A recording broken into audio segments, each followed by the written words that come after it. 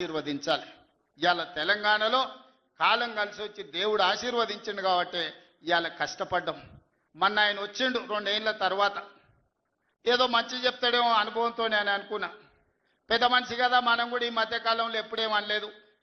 ఏదైతే మీకు చెప్పినో అంతకంటే ముందు నా మీద 181 కేసులు పెట్టిండు. చెంచల్గూడ చెర్లపల్లి జైల్లో బంధించిండు. ఎన్నో రకాలుగా సతాయించాడు. నన్నే కాదు నా కుటుంబాన్ని కూడా పట్టి పీడించాడు.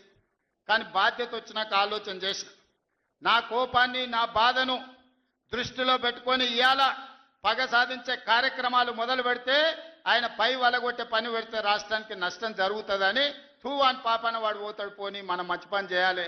దేవుడు శిక్ష ఇచ్చిండు. నేను ప్రమాణ స్వీకారం చేసినాడే కూలబడ్డాడు, నడువిరిగింది. ఇంతకంటే పెద్ద శిక్ష నేను జైలు వేసినా అయ్యేదేం లేదు. ఆయననే ఫామ్ హౌస్ను ఒక బందీఖానగా మార్చుకొని చుట్టూతో నా పోలీసులే ఉన్నారు, లోపల ఆయన ఉన్నాడు. చెర్లపల్లికి పంపించినా చెంచల్గూడకు పంపించిన గదే అవుతుంది కదా. ఇక తిండి బరువు నాకు ఎక్కువ అవుతుంది. అదొకటి. లోపల చెర్లపల్లి చెంచల్గూడ పెడితే ఆయన తిండే తినికి మళ్ళీ ఆయన ఏదైనా కావాలంటే అదిగిన చేస్తే సర్కార్కి ఎక్కువ ఖర్చు అవుతుంది.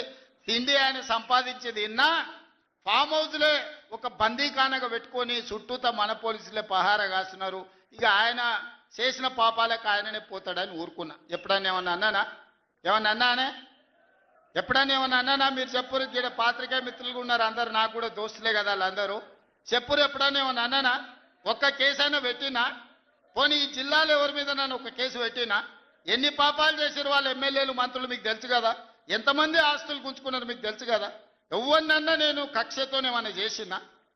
నేను ఒకటే అనుకున్నా, ఎవరి పాపానికి వాడు పోతాడు. మనం చూసినా చూడకపోయినా పైన దేవుడు ఉన్నాడు, పైనుంచి కిందికి చూస్తూనే ఉంటాడు. ఎవరిని లెక్క వానికి రాస్తూనే ఉంటాడు, ఎవరిని మిత్తి వానికి చెల్లిస్తూనే ఉంటాడని. ఆ మిత్తిలో భాగంగానే నేను ప్రమాణ స్వీకారం చేయడానికి పోయిన రోజే మంచం మీద నుంచి బోర్ల పడి మక్కెలు ఇరిగి మూలకు పడ్డాడు.